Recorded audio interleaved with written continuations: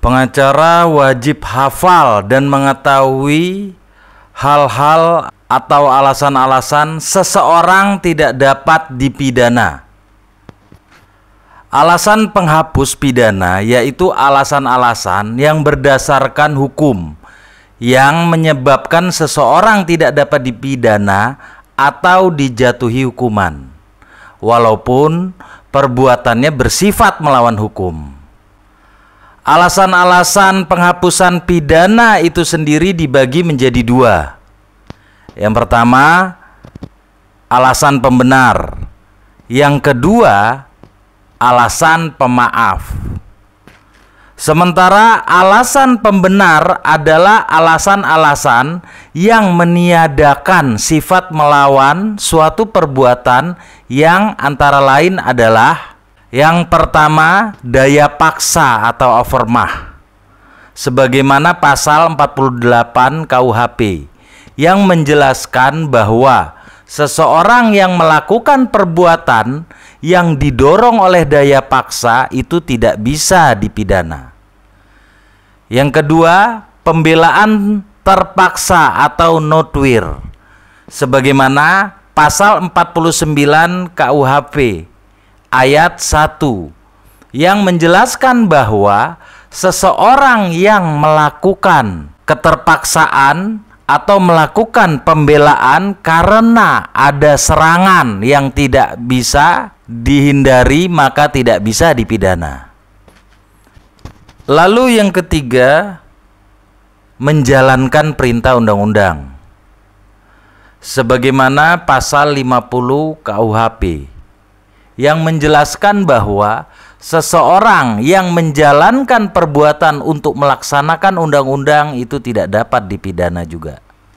Yang keempat, menjalankan perintah jabatan, sebagaimana pasal 51 KUHP yang menjelaskan bahwa seseorang yang melakukan perbuatan untuk melaksanakan perintah jabatan yang diberikan oleh penguasa yang berwenang itu juga tidak dapat dipidana. Sementara mengenai alasan pemaaf itu sendiri adalah alasan yang meniadakan kesalahan dalam diri pelaku. Macam-macam alasan pemaaf itu sendiri yaitu: yang pertama, ketidakmampuan bertanggung jawab, sebagaimana pasal 44 KUHP yang menjelaskan bahwa tidak dapat dipidana seseorang yang melakukan perbuatan yang tidak dapat dipertanggungjawabkan kepadanya karena kurang sempurna akal atau jiwanya.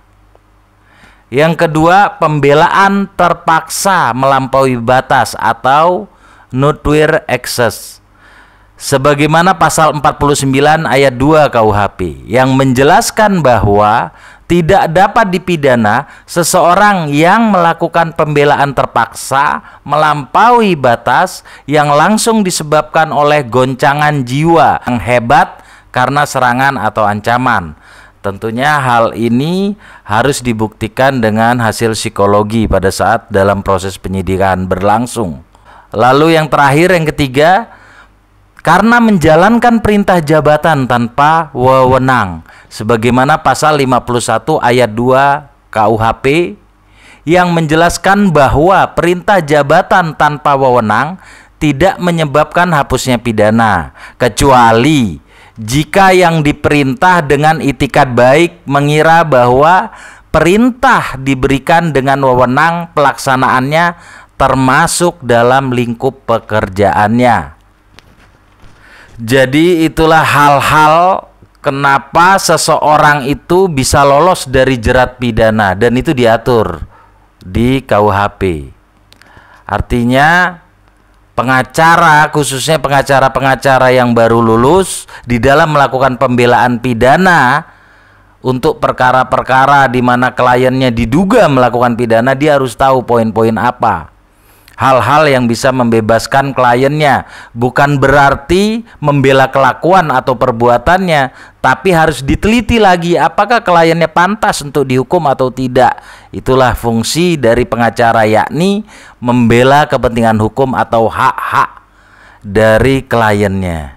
Semoga video ini bermanfaat untuk kalian yang sedang belajar hukum dan untuk kalian para pengacara baru yang lebih condong di dalam penanganan perkara-perkara pidana.